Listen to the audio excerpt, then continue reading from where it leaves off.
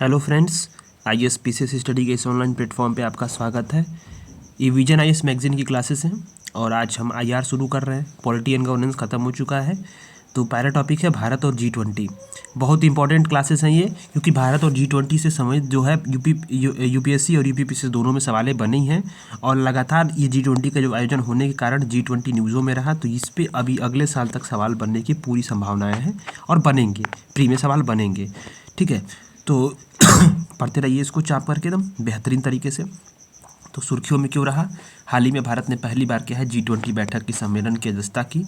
इस सम्मेलन का आयोजन कहाँ हुआ? नई दिल्ली में हुआ। वसुधैव कुटुंबकम तथा पृथ्वी एक परिवार एक भविष्य की थीम थी। थीम याद करना है, वसुधैव कुटुंबकम अथवा पृथ्वी एक परिवार एक भविष्य थीम थी।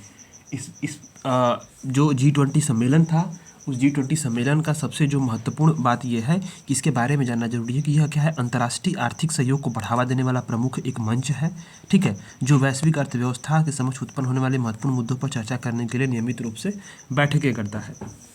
इसकी उत्पत्ति कब हुई थी? 1999 में हुई थी, एशियाई वित्तीय संकट के बाद। इसका उद्देश्य क्या था? वित्त मंत्रियों और केंद्रीय बैंक के गवर्नरों के लिए वैश्विक स्तर के आर्थिक और वित्तीय मुद्दों पर चर्चा करने के लिए एक मंच प्रदान करना। उद्देश्य आप समझ ही गए हैं कि प्रमुख आर्थिक मुद्दों पर वैश्विक व्यवस्था और गवर्नेंस के आकार को मजबूत देने और उसको अच्छे तरीके से निभाने के लिए एक भूमिका निभाता है। कार्य क्या है इसके? ये G20 शिखर सम्मेलन का प्रतिवर्ष आयोजन होता है। इसका अध्यक्षता क्या होती है? क्रमिक रूप से बदलती रहती है, मतलब जो अध्यक्षता होगी वो देशों में हर साल दर साल बदलती रहती है। ठीक, अब जो नेतृत्व सम्मेलन का नेतृत्व कौन करता है? जो तत्कालीन अध्यक्ष होता है। अब ट्रॉइका, एक पास शब्द आया होगा, ट्रॉइका क्या होता है? ट्रॉइका अभी आप G20 में देखे होंगे, तो जो भूतपूर्व अध्यक्ष रहे होंगे, वर्तमान के अध्यक्ष हैं और आने वाले जो देश अध्यक्ष होंगे, इन तीनों का देशों का जो समूह है उसको ट्रॉइका बोलते हैं। ठीक, ये क्या करते हैं? G20 प्रेसिडेंसी में सहायक की भूमिका निभाते हैं। वर्तमान में ट्रोइका में कौन कौन है? इंडोनेशिया, भारत और ब्राज़ील। यानी अगला जो G20 कहाँ होगा? वो ब्राज़ील में होगा। तो अगला G20 कहाँ होगा? ब्राज़ील में होगा। ये अभी आपको ध्यान देना बहुत ज़रूरी है। G20 में दो समानांतर ट्रैक शामिल हैं, ठीक है, एक है फाइनेंस ट्रैक और दूसरा है शेरपा ट्रैक। दो समानांतर ट्रैक है, जो फाइनेंस ट्रैक है और एक दूसरा है शेरपा ट्रैक। इसका कोई भी जो अस्थाई सचिवालय या स्टाफ नहीं है। G20 का कोई भी अस्थाई सचिवालय या स्टाफ नहीं है। इस बात को एकदम ध्यान देना है, ठीक है, इस बात को एकदम बिल्कुल गांठ मान लेना है कि कोई भी सचिवालय स्टाफ नहीं है। ये चीज़ें प्री में कन्फ्यूज करेंगी। अब आता है कि कौन कौन से सदस्य हैं। अब मैं सदस्यों पर भी लगातार टिक मारा हूँ। क्यों मारा हूँ इसको? क्योंकि ये सवाल यहाँ से यूपीएससी में बने हैं। ईपीएफओ का पेपर था, यूपीएससी ईपीएफओ का पेपर था, और पूछ दिया कि कितने देश हैं। ऑप्शंस थे बहुत सारे कन्फ्यूजिंग वाले। तो ईपीएफओ में सवाल ये बना, यूपीएससी के सवाल थे इसी साल। फिर आपके एक और पेपर था आयोग का, उस पर भी सवाल ये बना था। तो ध्यान देना है। खांसी थोड़ा सा दिक्कत करती है। USA, China, UK, Bharat, Indonesia, ठीक है, रूस, Mexico, South Korea, Argentina, France, Brazil, Germany, South Africa, Canada, Australia, तुर्की, इटली, सऊदी अरब, जापान। ठीक, और दो ये है संघ, यूरोपीय संघ और अफ्रीकी संघ। यानी इसमें बहुत सारे देश आएंगे ईयू में, और अफ्रीकी संघ में भी बहुत सारे देश आएंगे। ठीक है, तो दो संघ हैं और बाकी सारी कंट्रीज़ हैं। काउंट कर लीजिएगा और इसको नोट्स बना लीजिएगा, बहुत इंपॉर्टेंट है। अब प्रतिनिधित्व क्या है? एक चीज़ ये भी जानना जरूरी है कि वैश्विक जीडीपी का 85% जो है G20 देश कवर करते हैं। वैश्विक व्यापार का 75% और विश्व की आबादी का 2.2/3, ठीक है, ये क्या करते हैं? ये कवर करते हैं। ये आंकड़े क्या है? अफ्रीकी संघ को G20 में शामिल करने के पहले के हैं। यानी अफ्रीकी संघ जब शामिल हो गया है इसी साल, तो इसके बाद से ये आंकड़े और बढ़ जाएंगे। मे भी वैश्विक जीडीपी का 88 या 89% हो जाए, वैश्विक व्यापार का 80% या 85% हो जाए, और वैश्विक आबादी का 2.2/3 है, तो ये भी बढ़ करके कुछ हो जाएगा। ठीक है, तो ये डाटा अभी सामने नहीं आया है कि अफ्रीकी संघ के शामिल होने के बाद क्या चीज़ें स्थिति, इसकी उपलब्धियाँ क्या हैं। ये G20 की बहुत सारी उपलब्धियाँ भी हैं। इसने वित्तीय संकटों को निपटने में बहुत सारे मुद्दों का समाधान किया है, जैसे वित्तीय संकट 2008-9, यूरोजोन संकट 2010। ठीक, कोविड-19 महामारी से निकलने के लिए $10 ट्रिलियन का पैकेज भी दिया है। 2018 में यूएस से चीन से व्यापार समझौता हुआ और निम्न आय देशों के लिए कर संबंधी सुधारों को आगे बढ़ाने में अग्रणी भूमिका G20 की रही है। तो ये सारी इसकी उपलब्धियां रही हैं। ये प्री के लिए थोड़ा सा इंपॉर्टेंट था, इसलिए मैंने इसको डिटेल में बता दिया। बाकी चीज़ें अब आते हैं अपने मेन कंटेंट पर। G20 शिखर सम्मेलन के प्रमुख आउटकम्स या परिणाम क्या रहे हैं? इस शिखर सम्मेलन में देशों ने क्या किया? सर्वसम्मति से G20 नई दिल्ली लीडर्स घोषणा पत्र को अपनाया। ये बहुत इंपॉर्टेंट है। G20 नई दिल्ली जो है लीडर्स घोषणा पत्र ये इंपॉर्टेंट है। ठीक, जैव ईंधन की खपत के लिए यानी कि बायोफ्यूल्स के लिए ग्लोबल बायोफ्यूल अलायंस GBA की स्थापना की गई। GBA ग्लोबल बायोफ्यूल्स अलायंस की। ठीक, भारत मध्य पूर्व आर्थिक गरियाला IMEC बनाने के लिए एक समझौता MOU पर हस्ताक्षर किया गया। ठीक, और अफ्रीकी संघ को G20 के अस्थायी सदस्य के रूप में औपचारिक रूप से इसको शामिल कर लिया गया। ये बहुत महत्वपूर्ण आउटकम्स रहे हैं। अन्य आउटकम्स क्या रहे हैं कि पर्यावरण और जलवायु संबंधित पर्यवेक्षण के लिए G20 सैटेलाइट मिशन आरंभ करने का प्रस्ताव पेश किया गया। इसका उद्देश्य क्या है? ग्लोबल साउथ के देशों को मदद करना। क्रिप्टो करेंसी के लिए वैश्विक विनियामकी फ्रेमवर्क बनाने पर सहमति बनी है। ये अभाव था इसका और इस पर सहमति बनी है। कृत्रिम बुद्धिमत्ता का उत्तरदायी तरीके से, रिस्पॉन्सिबल तरीके से उपयोग करने पर बल दिया गया है। और global digital public infrastructure repository पर G20 फ्रेमवर्क बनाने पर सहमति बनी है। UPSC प्री 2023 में सवाल इसी से इर्द गिर्द था। ठीक है, अब इस पर आगे बात की, यानी इतने सारे पॉइंट्स को आपको कॉपी में लिख लेना है। ये प्री के लिए बहुत इंपॉर्टेंट है, यहाँ से सवाल बन जाएंगी क्योंकि ये क्या है, ये सारी चीज़ें यहाँ से निकल कर सामने आई हैं। ठीक है, तो ये बहुत इंपॉर्टेंट हो जाते हैं। अब G20 का महत्व क्या है? मेंस के लिए इंपॉर्टेंट है। वैश्विक वित्तीय स्थिरता का समर्थन करता है। वित्तीय विनियमन, आर्थिक संकट की रोकथाम और प्रबंधन के जरिए वैश्विक वित्तीय स्थिरता को बढ़ावा देता है। वैश्विक विकास के समक्ष जो भी चुनौतियां उसका समाधान करता है, जैसे गरीबी उन्मूलन हो गया, अवसंरचना के लिए फाइनेंस करना हो गया, सस्टेनेबल डेवलपमेंट हो गया, कई सारी जो विकासात्मक चुनौतियाँ उसको समाधान करता है। मानव संसाधन विकास और रोजगार में भी ये जो है अपना भागीदारी निभाता है। जिससे कि अभी क्या है कि 2014 में जो है ब्रिस्बेन शिखर सम्मेलन हुआ था, जिसमें क्या 2025 तक श्रम बल की भागीदारी में लैंगिक जो अंतराल है, यानी महिलाओं और पुरुषों के बीच में जो अंतराल है उसको 2012 की तुलना में 25% कम करने के लिए इसमें प्रतिबद्धता हुई थी। ठीक है, इसे 25x25 लक्ष्य के नाम से जाना जाता है। ध्यान देना है, 25x25 लक्ष्य क्या है? 25x25 लक्ष्य यह है कि किस प्रकार से श्रम बल में जो भी असमानताएं हैं उनको कम किया जाए। और ये ब्रिस्बेन शिखर सम्मेलन G20 के लिए 2014 में जो हुआ था उसको उसी में ये चीज़ें अपनाई गई थी। अच्छा, द्विपक्षीय संबंधों को यह बेहतर बनाता है। बहुत सारे देश आते के नेता आते हैं, आपस में बैठते हैं, बातचीत होती है और सामूहिक तौर से बात होती है, प्लस साथ साथ क्या है, द्विपक्षीय बात भी होती है। तो इससे क्या होता है, देशों के बीच जो संबंध हैं वो कहीं ना कहीं सुधरते हैं। अच्छा, ध्यान देना इस बात का है, इसमें चीन विश्व का सदस्य है G20 का, पर भारत में जब G20 का आयोजन हुआ तो चीन क्या था, नहीं आया था। ठीक है, ये भी ध्यान देना आपको। अच्छा, भारत के लिए क्या चीज़ है? भारत के लिए G20 का बहुत सारा महत्व है। अब किस प्रकार से ये महत्व है, ये सारी चीज़ों को आप देख लेते हैं कि क्या है इसमें। नेतृत्व क्षमता का प्रदर्शन, ये क्या है, ये विषयों को तय करने, मुद्दों पर आम सहमति बनाने, विकास और भू राजनीति मध्यस्थताओं की समाधान की पेशकश करने के लिए नेतृत्वकारी भूमिका स्थापित करने का इससे भारत को मौका मिला। ग्लोबल साउथ की अभिव्यक्ति के रूप में मजबूत तौर पे भारत निकलकर सामने आया। अभी मैं सुबह एक आर्टिकल पढ़ रहा था जिसमें लिखा था कि चीन जो है, वो आर्टिकल का टॉपिक था जिससे चीन किस प्रकार से ग्लोबल साउथ का जो है ये क्या है कि ये अगुवा बनने में फेल हो चुका है। भारत जो है यहाँ पर उभर कर सामने आया है। तो ये आर्टिकल मैं भी शेयर करूँगा टेलीग्राम पे। कल का मैंने टेलीग्राम पे बहुत सारे आर्टिकल शेयर किए थे, होपफुली आप लोगों ने पढ़ा होगा और उससे नोट्स वोट्स कुछ बना लिए होंगे। ठीक है,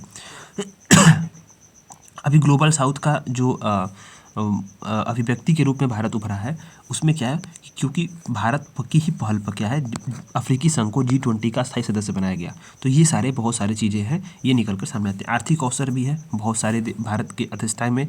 ये सारे क्या है कि वैश्विक स्तर पर व्यापार और निवेश के अत्यधिक अवसर मिले हैं। भारत के प्रभाव का विस्तार हुआ है। प्रौद्योगिकी क्षेत्र में समकालीन प्रगति, धरोहर, संस्कृति, परंपराओं को प्रदर्शन किया है। आपने देखा होगा इटली के राजदूत थी या कोई था शायद, उन्होंने डांस भी किया था उड़ीसा के एक नृत्य पे, तो जो कि वहाँ के लोक नृत्य है। तो ये सारी चीज़ें क्या है, इससे सॉफ्ट पावर में भारत की बढ़ोतरी हुई है। साथ साथ जो है ये कला संस्कृति और परंपराओं को वैश्विक राजनीति में ये भारत के जो प्रभाव है उसको बढ़ोतरी मिला है। देशों के बीच में आपसी विश्वास में वृद्धि हुई है, ठीक, और अपने हितों को ध्यान में रखकर वैश्विक एजेंडा बनाना और विश्व व्यवस्था को आकार देना, ठीक है, वर्ल्ड सिस्टम को, ठीक है, इसने क्या किया है, शेप दिया है G20 के अध्यक्षता ने। भारत ने अपनी प्राथमिकताओं और अपने हितों के अनुसार, नेशनल इंटरेस्ट के अनुसार, यहाँ शब्द कहीं मैं यूज कर रहा हूँ, इसको ध्यान दीजिएगा, नेशनल इंटरेस्ट के अनुसार जो है ये इस पर भारत ने अपना इसको अपने चुनौतियों, अपने प्राथमिकताओं के आधार पर इसने अपने शेप दिया है। और भारत की G20 से संबंधित को भी क्या भी प्राथमिकताएं हैं वो चीज़ें देखते हैं कि भारत की G20 से संबंधित बहुत सारी प्राथमिकताएं हैं। क्या है, हरित विकास, जलवायु, वित्त और पर्यावरण के लिए लाइफ यानी कि जीवन शैली, ठीक, त्वरित, लचीला और समावेशी विकास, SDG पर प्रगति में तेजी लाना, तकनीकी रूपांतरण और digital public infrastructure. UPSC pre का सवाल इसी पे था, डिजिटल पब्लिक इंफ्रास्ट्रक्चर पे इसी साल। सोच लीजिए कितना इंपॉर्टेंट टॉपिक है कि यहाँ से UPSC जो है ये एक स्टैटिक सवाल के और स्टैटिक प्लस डायनेमिक दोनों स्टेटोडायनेमिक्स नेचर का यहाँ से सवाल बनाई थी प्री में, और बहुत लोग गलत करके आए थे इसको। तकनीकी रूपांतर, आप इसीलिए PYQs को देखिए, PYQs को देखेंगे आप तो आप बहुत सारी चीज़ें यहाँ से भी निकाल लेंगे कि कहाँ कहाँ से सवाल बना था। देखिए ये यहाँ से सीधे सवाल बना था, डिजिटल पब्लिक इंफ्रास्ट्रक्चर, ये भारत के लिए प्राथमिकताएँ हैं। और जो भी भारत की प्राथमिकताएँ होती हैं वो क्या होता है, वो आपकी वही से, अब UPSC कहाँ से पूछेगा सवाल, यही सब चीज़ें पूछता है, और हम लोग हैं कि चीज़ों को देखते नहीं हैं। 21वीं सदी के लिए बहुपक्षी संस्थाएं, ठीक, और महिलाओं के नेतृत्व के विकास में ये यहाँ पे बढ़ोतरी हुई है। यानी इससे हमें क्या पता चलता है कि जो भी UPSC सवाल पूछता है वो कहीं ना कहीं जो है हम उसको पढ़ते हैं, पर उसको हम अच्छे तरीके से उसको पढ़ते नहीं हैं, ताकि उसको अप्रोच होना चाहिए। ये चीज़ें यहाँ सवाल बन सकती हैं, तो ठीक है, जब यहाँ सवाल पूछ दिया तो इसके आसपास भी ये सवाल पूछ सकता है, तो इस सारी चीज़ों को पढ़ के जाना है, ठीक है। चुनौतियाँ देखना है बहुत हमको ध्यान से कि सदस्य देशों के अलग अलग हित और प्राथमिकताएं हैं। G20 देशों में क्या है, उसके जो सदस्य देश हैं आम सहमति तक पहुंचने और सर्वसम्मति दृष्टिकोण बनाने में ये कुछ होते हैं, मुश्किलात होते हैं। प्रभावी शक्ति का अभाव भी है। G20 की संस्था, उसके समझौते क्या है, कानूनी रूप से बाध्यकारी नहीं है, तो जो समझौते होते हैं वो अधिक प्रभावी भी नहीं होते हैं। और जियो पॉलिटिकल टेंशन्स हैं, बहुत सारे देशों के बीच भू राजनीतिक तनाव है जो सहयोग की भावना कमज़ोर कर रहे हैं। अब जैसे कि इसी कारण क्या है कि बहुत सारे मुद्दों पर सहमति नहीं बन पाती। अभी हाल ही में देख लीजिए, इजराइल और जो फिलिस्तीन के बीच में, गाजा पट्टी के बीच में जो युद्ध होने लगा, अब इससे क्या हुआ, इससे जो ये अभी एक देखेंगे आप कि एक आर्थिक गलियारा बनने की प्रस्तावित थी, वो चीज़ें बाधित हो गई वहाँ पर, ठीक है। बहुत सारी चीज़ें ऐसी होती हैं जो जियो पॉलिटिकल टेंशन्स के कारण क्या है, ये प्रभावित होती हैं। वैश्विक चुनौतियों के प्रति अपर्याप्त प्रतिक्रिया होती है। G20 समूह जो क्या करता है, जो प्रमुख वैश्विक चुनौतियां जैसे जलवायु परिवर्तन, असमानता को कम करने की दिशा में जो है कार्रवाई नहीं करती, इसलिए इसकी आलोचना की जाती है। सीमित जवाबदेही और पारदर्शिता है। अधिकतर कार्रवाई जो होती हैं गोपनीय होती हैं, इसीलिए सार्वजनिक जांच अधिक नहीं हो पाती और जवाबदेहिता भी सीमित रहती है। और इसका कोई G20 का औपचारिक चार्टर नहीं है, इस बात को याद रखिए प्री के लिए। कोई भी औपचारिक चार्टर नहीं है और कोई भी सचिवालय नहीं है, स्टाफ नहीं। बढ़ता संरक्षणवाद, विश्व की बड़ी अर्थव्यवस्थाओं के बीच संरक्षणवाद और व्यापार संबंधी तनाव जो है इसकी प्रवृत्ति बढ़ रही है, तो ये भी एक समस्या है। तो ऐसे में करना क्या चाहिए, ऐसे में करना क्या चाहिए, GS2 के लिए मेंस के लिए ये बहुत इंपॉर्टेंट है, यहीं से आप नोट बना लेंगे। समावेशिता, इसके लिए करना क्या चाहिए कि इसका अपनी जो G20 समूह का जो पहुंच का विस्तार करना चाहिए, गैर सदस्य देशों और गैर सरकारी अभिकर्ताओं यानी NGOs तक भी होना चाहिए। उनकी चिंताओं को मंच पर उठाना चाहिए, उस पर विचार करना चाहिए, ठीक है। आंतरिक संघर्षों से बचना चाहिए। कलेक्टिव रिस्पॉन्सिबिलिटी होना चाहिए, सामूहिक कार्रवाई होना चाहिए, सामूहिक समस्या समाधान होना चाहिए। इन सारी विधियों को प्रोत्साहित करना चाहिए। प्रभावी कार्यान्वयन होना चाहिए, तेजी से कार्यान्वयन करने के लिए समूह की भूमिका को मजबूत करना चाहिए। निरंतरता बनाए रखा जाना चाहिए। सामूहिक कार्रवाई को निरंतर रूप से बढ़ावा देने की जरूरत है, ठीक है। ग्लोबल साउथ के अन्य देशों के साथ और छोटे देशों के साथ भी संबंधों को बेहतर बनाना, उन्हें निर्णय प्रक्रिया में शामिल करना एक बहुत बड़ा कदम हो सकता है, ठीक है। और भी साथ साथ कुछ और पॉइंट्स भी लिख सकते हैं, यहाँ तो कुछ ने बस 4 पॉइंट दिए हैं, पर यहाँ आप और लिख सकते हैं कि जो भी डिक्लेरेशंस होते हैं, जो भी समझौते हैं, उसको कानूनी रूप से बाध्यकारी करना चाहिए, ठीक। जवाबदेहिता को बढ़ावाना चाहिए, ठीक। और साथ साथ जो भी गोपनीय जो फैसले होते हैं उनको सार्वजनिक रखना चाहिए ताकि पब्लिक डोमेन में रहे। इससे क्या होगा, जवाबदेहिता भी बढ़ेगी और ये पारदर्शिता भी आएगी, ठीक है। साथ साथ इसके साथ साथ क्या है कि जो G20 देशों के जो समूहों के देशों के जो भी बैठकें होती हैं, जो भी निर्णय होते हैं, उनको ग्लोबल टेंशन्स या जियोपॉलिटिकल टेंशन से परे रख करके उसे प्रभावी तौर पे क्रियान्वित करना चाहिए। ये सारी चीज़ों को आप लिख सकते हैं आगे की राह में। तो ये मैंने आपको 4-5 पॉइंट एक्स्ट्रा बता दिए, वो भी आप अपने आंसर राइटिंग में अपने आप इंक्लूड कर सकते हैं। अब आपने पढ़ा होगा न्यू दिल्ली डिक्लेरेशन, कहाँ पढ़ा आपने? यहाँ पढ़ा, न्यू दिल्ली लीडर्स घोषणा पत्र। वही चीज़ों को अब यहाँ पर क्या है कि और अच्छे से तरीके से दिया है, ठीक है, और अच्छे तरीके से। तो ये जानना बहुत ज़रूरी है, क्योंकि क्या है कि यहाँ से सवाल बनने की संभावना पूरी है, प्री में, मेंस में भी। प्री में सवाल बनेंगे, मेंस में भी, प्री में। तो इसलिए सबको देख लेना जरूरी, ताकि एक बार एक नज़र से देख लेंगे तो बाद में आप रिवीजन करेंगे तो भी कोई दिक्कत नहीं होगी। यही वाला जो है इकोनॉमिक कॉरिडोर बन रहा था IMF द्वारा। अब ये जो है ये सब रुक गया। मैं बताऊँ कैसे रुका है सारी चीज़ें, अभी तो इस पर प्रस्ताव भी नहीं हो पाए हैं। जो नई दिल्ली घोषणा पत्र है उसमें क्या है, उसका बहुत सारे जो प्रमुख बिंदु थे उस पर एक नज़र डाल लेते हैं, पढ़ते जाते हैं, ठीक है। SDG पर प्रगति में तेजी लाने के लिए क्या हुआ, ये थीम था। इसके लिए क्या किया गया, इस घोषणा पत्र में विकास के लिए डेटा के उपयोग पर G20 सिद्धांतों का समर्थन किया गया और विकास संबंधी क्षमता निर्माण के लिए डेटा पहल को शुरू करने के निर्णय का स्वागत भी किया गया, ठीक। अब इसमें क्या है, इसमें खाद्य की मूल्य स्थिरता है, यानी जो खाद्य मूल्य स्थिरता है, ठीक, उसको अस्थिरता है, स्थिरता नहीं अस्थिरता है, मतलब बहुत सारे उतार चढ़ाव जो खाद्य पदार्थों में आते हैं उसमें बचने के लिए, अधिक पारदर्शिता को सुनिश्चित करने के लिए कृषि बाजार सूचना प्रणाली और जियोग्लेम यानी भू सर्वेक्षण वैश्विक कृषि निगरानी समूह को मजबूत करने पर बल दिया गया। इसमें वन हेल्थ अप्रोच अपनाने पर बल दिया गया, ठीक, बल दिया गया, यानी चीज़ें कुछ अभी बहुत उसमें आई नहीं है, ठीक है। महत्वपूर्ण संधारणीय और संतुलित समावेशी विकास के लिए क्या है, इस पे G20 शिखर सम्मेलन में वित्तीय समावेशन कार्य योजना पर सहमति व्यक्त की गई, इसलिए MSME और अन्य चीज़ों के लिए वित्तीय समावेशन का विस्तार करना है। अच्छा, वैश्विक मूल्य श्रृंखलाओं ग्लोबल वैल्यू चेन्स की मैपिंग के लिए G20 जेनेरिक मैपिंग का अपनाने पर सहमति बनी है। इसका लक्ष्य क्या है, सदस्य देशों की जोखिम को पहचानने की क्षमता और लचीलेपन में बढ़ाने में मदद करना। स्टार्टअप 20 इंगेजमेंट ग्रुप का गठन किया गया, इंपॉर्टेंट यहाँ पे है, ठीक है। महिला सशक्तिकरण इंपॉर्टेंट है, इस पर क्या है, अलग कार्य समूह बनाया जाएगा, लैंगिक समानता, महिला सशक्तिकरण और महिला नेतृत्व को प्राथमिकता मिलेगी यहाँ पर। 21वीं सदी के लिए बहुपक्षीय संस्थान मल्टीलेटरल इंस्टीट्यूशंस को बनाने के लिए बात की गई। इस पर क्या है, पहली बार UNGA 50/75 समझौता हुआ। इसमें क्या है कि यह UNSC में सुधार करने से संबंधित है। इसके लिए क्या है कि अब ये बहुपक्षीय विकास बैंक पूंजी पर्याप्तता फ्रेमवर्क पर G20 की स्वतंत्र समीक्षा की सिफारिशों को लागू करने के लिए रोडमैप तैयार किया गया। यहाँ से यही जो है UPSC प्री में सवाल बना था।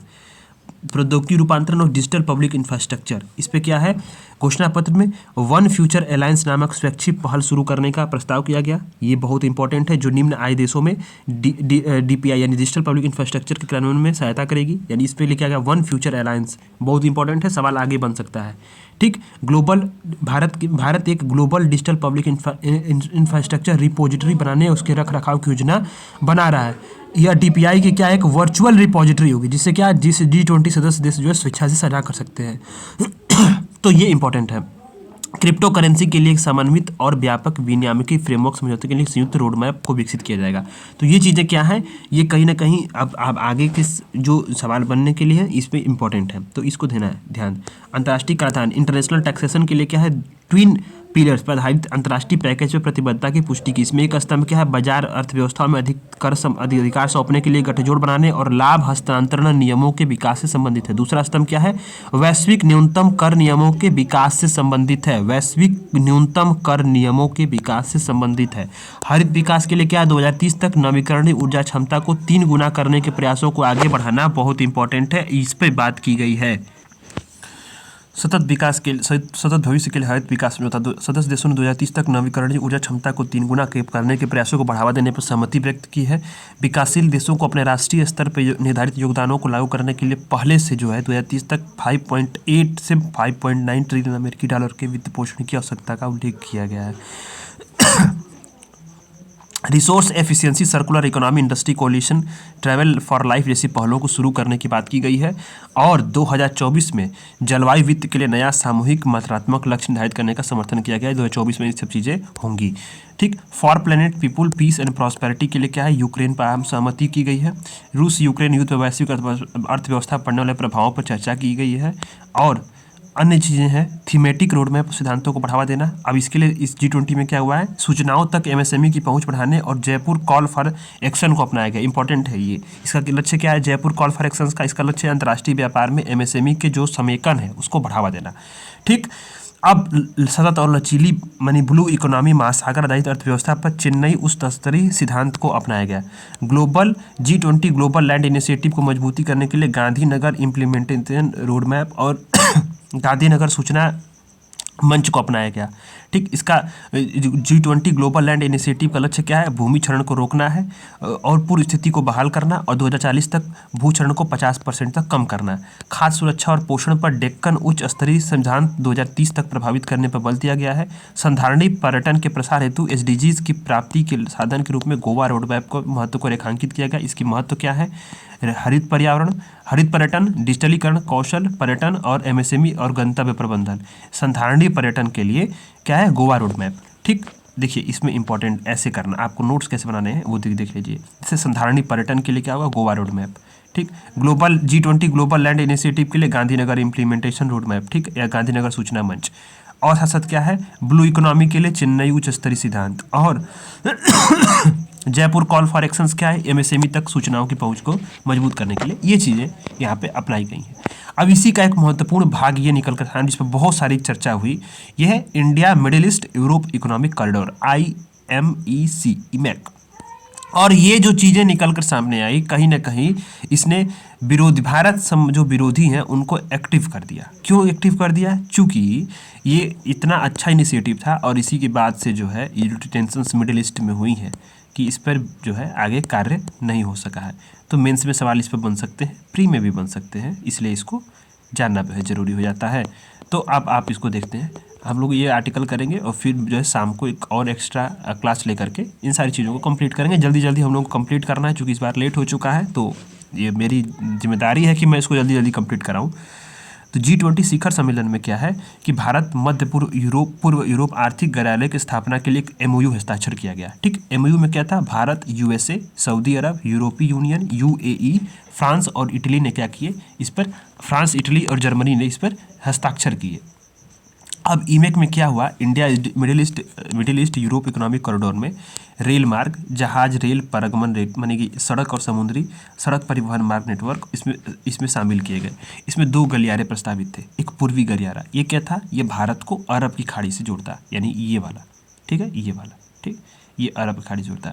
अब ये अरब की खाड़ी को यूरोप से जोड़ता।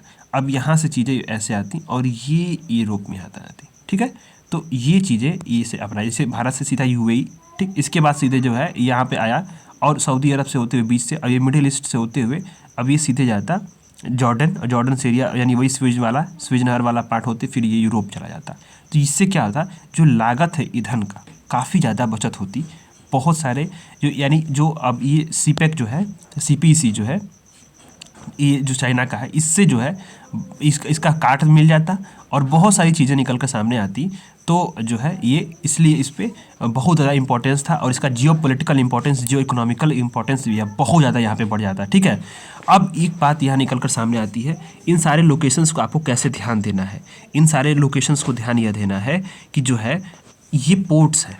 ठीक है, ये जुबैन अली जो है रियाद है, हाइफा इजराइल से, ठीक है, पिजारियस है, ठीक है, अल हदीदा है, अर्दा है, अल गुआफत है, ये UAE। इन सारी चीज़ों, ये इनके लोकेशंस क्या हैं? अब मैं लोकेशंस मिडिल ईस्ट की कंट्रीज़ का मैं करा चुका हूँ, मिडिल ईस्ट की कंट्रीज़ का मैं लोकेशन ये करा चुका हूँ। आप जाइएगा उसमें मैपिंग वाले सेक्शंस में, या फिर आप चलिए चैनल पे जाइए, मिल जाएगा आपको, उसको कर लीजिएगा, वहाँ से आपको चीज़ें यहाँ पे तैयार हो जाएंगी। ठीक है, तो उद्देश्य क्या था? एक विश्वसनीय लागत प्रभावी सीमा पार जहाज रेल पारगमन नेटवर्क का निर्माण करना। भारत UAE, सऊदी अरब, जॉर्डन, इजराइल और यूरोप के बीच क्या है? वस्तुओं और सेवाओं के बीच व्यापार को सक्षम बनाना। रेल लाइन्स बिछाने के अलावा इस परियोजना की भागीदारी के अन्य उद्देश्य क्या थे? विद्युत और डिजिटल कनेक्टिविटी के लिए केबल बिछाना।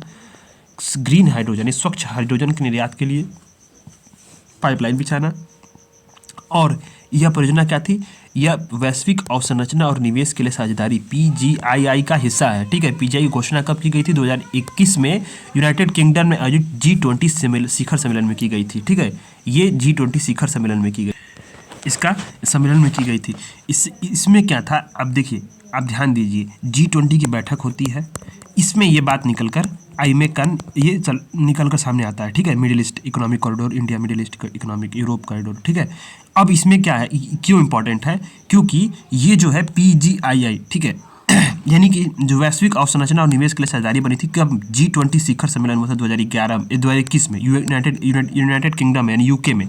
वहाँ की ये इसी अवसंरचना परियोजना का हिस्सा है, जो क्या था, BRI belt and road initiative की प्रतिक्रिया के रूप में इसको देखा गया।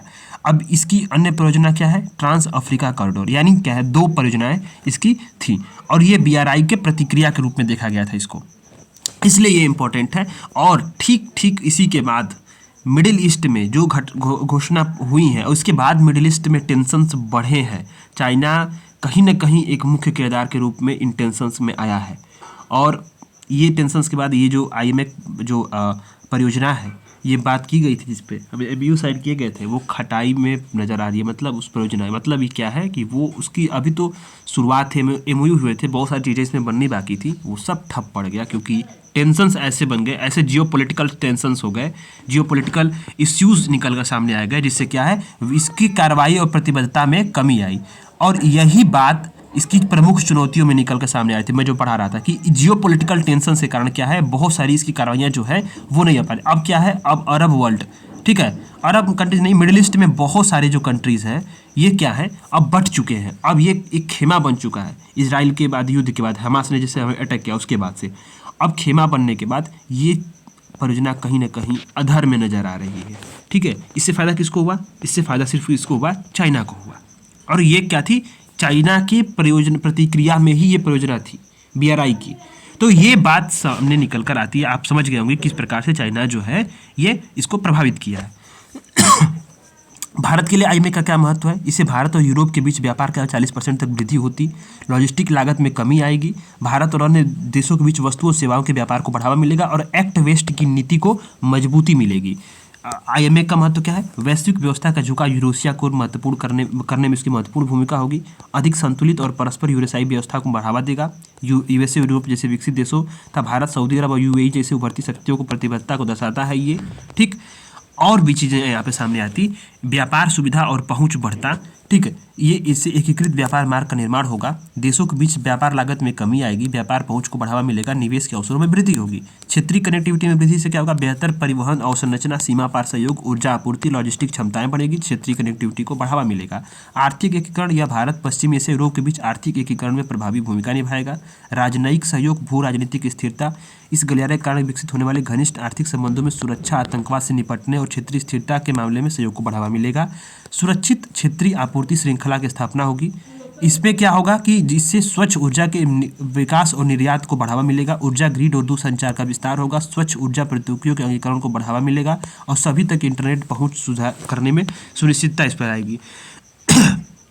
अब बहुत सारी जो चुनौतियां हैं और इसको ध्यान देने वाले पहलू हैं, इसके बाद फिर आगे की राय होगी और फिर इसके बीच में हम पहले तुलना देख लेते हैं। अब कैसे तुलना हुआ, IMF और बनाम चाइना का जो BRI है उसका तुलना देख लेते हैं। इन सारों को देखा जाए, उद्देश्यों की दृष्टि से देखें तो 2 अंतर्राष्ट्रीय परियोजनाओं के जो है उद्देश्य क्या है, वो समान है। आकार की दृष्टि से देखें तो चीन का जो न्यू सिल्क रूट है वो काफ़ी बड़ा है थोड़ा इससे। BRI को 2013 में आरंभ कर दिया गया था, जिसमें 150 से अधिक देशों, 30 से अधिक अंतर्राष्ट्रीय संगठनों के साथ BRI संयुक्त दस्तावेजों पर हस्ताक्षर हो चुके हैं और 30,000 से अधिक परियोजनाएं बनाई गई हैं।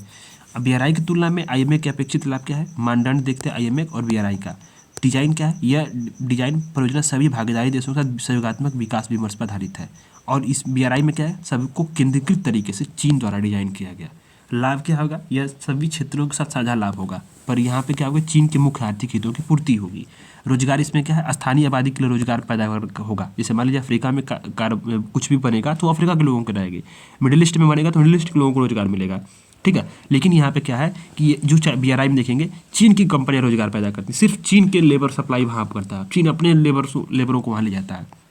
ऋण व्यवस्था में देखिए, इसमें सर्वोत्तम ऋण पद्धतियों का अनुसरण करने पर प्रस्ताव किया गया है और ये क्या है, भागीदार देशों को ऋण में जाल में फंसाने की जो है इस पहल की है। इसकी आलोचना भी इसी कारण होती है कि कई सारे डेब्ट ट्रैप में चाइना जो है देशों को फंसा लेता है।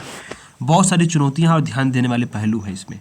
इस परियोजना से जुड़े क्षेत्र की जटिल भू राजनीति, इस गलियारे का विस्तार क्या है, कई देशों तक किया जाना प्रस्तावित है। अलग अलग प्रणाली और हितों के साथ एक साथ जोड़ना बड़ी चुनौती है क्योंकि कई सारे पहले देशों के बीच तनाव के संबंध में है। उदाहरण के लिए सऊदी अरब और इजराइल के बीच संबंधों को लेकर अनिश्चितताएं मौजूद हैं और इस सहयोग में बाधा उत्पन्न कर सकती हैं और ये कर सकती नहीं हो गई हैं क्योंकि अब ये बहुत बात आगे बढ़ चुकी है। मौजूदा प्रतिद्वंदिता क्या है? चीन इस गलियारे का रणनीतिक रूप से प्रतिस्पर्धी है। इसने ईरान को सपोर्ट किया है कहीं ना कहीं। ईरान ने हमास और जो हिजबुल्ला और अन्य जो हूती विद्रोही हैं उन सारे को बैकअप दिया है और ये इजराइल पे अटैक किए, इजराइल ने रिटेलिएट किया। फिर जो अरब वर्ल्ड में जो ये दरार पड़ी और जो भी समझौते हो रहे थे अब्राहम एक्कॉर्ड्स के बाद सब सारी चीज़ों, वो कहीं ना कहीं अब एक प्रकार से निष्प्रभावी हो गए। यानी यूरोप और अमेरिका के जो हित थे वो कहीं ना कहीं इससे प्रभावित हुए और साथ साथ जो भी चीज़ें सहमतियाँ थी, प्रभाव था, वो सब चुनौतियाँ यहाँ पे आई और सबसे फ़ायदा चाइना को हुआ क्योंकि इसने ये कराने में सफलता पाली। इसके बहुत सारे प्रमाण भी अब मिल चुके हैं, कोई ये मतलब फर्जी बात नहीं है। ठीक है, तो ये क्या है ये क्या है? इसके आईएमए गलियारा क्या है? एक वैकल्पिक भूमि मार्ग भी प्रदान करेगा। इससे व्यापार के लिए स्वेज नहर का विकल्प उत्पन्न होगा। मिस्र का व्यापार में प्रभावित हो सकता है। लॉजिस्टिक संबंधी चुनौतियां क्या है? विविध भौगोलिक क्षेत्रों, विनियामकीय प्रक्रियाओं, परिवहन प्रोटोकॉल, वित्तीय तंत्र और ढांचागत क्षमताओं वाले देशों को जोड़ने वाले मल्टी मॉडल नेटवर्क स्थापित करना बहुत बड़ा चुनौतीपूर्ण कार्य होगा। सुरक्षा संबंधी चुनौतियां क्या है? यह क्षेत्र के अब भाई मिडिल ईस्ट है तो ये आतंकवाद, संघर्ष, राजनीतिक अस्थिरता से गुजर रहा है, तो सुरक्षा संबंधी अन्य खतरों का सामना हो सकता है। मल्टी मॉडल मार्गों के साथ समस्या बहुत सारी है क्योंकि भूमि और समुद्र मार्ग दोनों शामिल हैं। यह केवल भूमि आधारित मार्ग और केवल समुद्री आधारित मार्ग की तुलना में मल्टी मार्ग की जो विकास की लागत होती है वो काफ़ी बढ़ जाती है। वित्तीय प्रतिबद्धता का, इसमें वित्तीय लागत के संदर्भ में प्रतिबद्धता की कमी है। आने वाले महीनों में इसका अंतिम रूप दिया जाएगा जो कि अब तो फिलहाल रुका ही है, अब रुका ही रहेगा जब तक सब टेंशंस मिडिल ईस्ट में ख़त्म नहीं जाते। तो आगे की राह में ऐसे में करना क्या चाहिए? इस गलियारे के सभी भागीदार देशों के बीच संभावित संघर्षों को कम करने के लिए राजनयिक संवाद और एकीकृत विजन स्थापित करना चाहिए। सीमा शुल्क की प्रक्रिया जैसे विनियामकीय फ्रेमवर्क में सामंजस्य करना चाहिए। वित्तीय कनेक्टिविटी बढ़ाना चाहिए। ठीक है, खुफिया जानकारी साझा करके सुरक्षा और रक्षा क्षेत्रीय जो सहयोग है उसको मजबूत करना चाहिए और निजी क्षेत्र की संस्थाओं सहित कई सारे अंतर्राष्ट्रीय संगठनों, सरकारों और हितधारकों से निवेश को आकर्षित करने के लिए मजबूत वित्तीय ढांचा तैयार करना चाहिए। और साथ साथ जो है मिडिल ईस्ट में जो हो रहे टेंशंस हैं उसको ख़त्म करना चाहिए, कम्प्लीटली ख़त्म करने के प्रयास करने चाहिए और मध्यस्थता का जो ला करके बहुत सारे जो भी छोटे छोटे चरमपंथी संगठन हैं उनको कहीं ना कहीं संवाद के टेबल पर लाना चाहिए। रिटेलिएशन और जो आक्रमण है वो कहीं ना कहीं एक बहुत गलत उपाय है और ये इससे संघर्ष और बढ़ेगा। तो ये चीज़ें इसको शामिल करना बहुत ज़रूरी होता है। मध्य पूर्व में भारत की रुचि क्यों बढ़ी है? सुरक्षा स्थितियों का बेहतर होना, इस आर्थिक राजनीतिक स्थिरता का बढ़ाना, इससे राष्ट्रों के बीच कूटनीतिक समझौते में राजनीतिक स्थिरता स्थापित होने से क्या है, सत्ता के तीन ध्रुव थे वहाँ पे, इजराइल, ईरान और सऊदी अरब। इससे भारत के मजबूत स्थिति संबंध स्थापित करने में स्थिति में होगा, परंतु ये अब चीज़ें उतना ये प्रभावी ये लाइन नहीं रहेगी। इसलिए इसको अभी थोड़ा कुछ दिन के लिए पढ़ लीजिए, पर इसको मतलब ठंडे बस्ते में रखिए क्योंकि अभी क्या है कि जो ये ध्रुव है अब ये बिगड़ चुके हैं, अब स्थिरता नहीं रहेगी, अस्थिरता आ गई है। भू राजनीतिक हित यहाँ पे भारत के क्या है, सामरिक हित जुड़े हुए हैं, ये तो जरूरी बात है। क्या है कि मध्य पूर्व का जो महत्वपूर्ण समुद्री व्यापार के मार्गों के निकट होना, इसकी आतंकवाद और उग्रवाद के खतरों के निपटने में इसकी भूमिका जो है ये बहुत महत्वपूर्ण है। ऊर्जा सुरक्षा क्या है, मध्य पूर्व में भारत में ऊर्जा सुरक्षा आयात का एक प्रमुख स्रोत है, जायज़ बात है। डायस्पोरा भी बहुत सारा है, खाड़ी देशों में 8 मिलियन से अधिक भारतीय रह रहे हैं और रेमिटेंसेस बहुत सारा जो है यहाँ से अधिक होता है, $50 बिलियन। रक्षा क्षेत्र क्या है, इजराइल के साथ बहुत सारे द्विपक्षीय संबंध है, यूएई, ओमान और जो सऊदी अरब है इसके साथ क्या है, बहुत सारी खुफिया जानकारी समझौता और अन्य चीज़ें भी हैं जो इसके कारण भारत का इंटरेस्ट भारतपुर में बढ़ा है। तो ये सारी चीज़ें यहाँ कर निकल कर सामने आई हैं। ठीक है, हमने वो 3-4 आर्टिकल देख लिए हैं।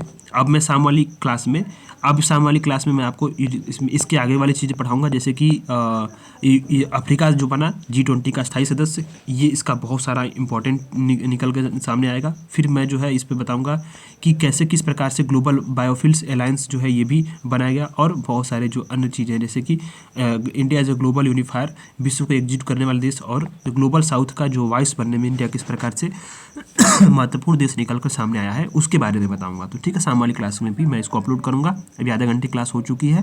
ठीक है, वीडियोस को लाइक करिएगा और सब्सक्राइब चैनल करिएगा चैनल को। धन्यवाद।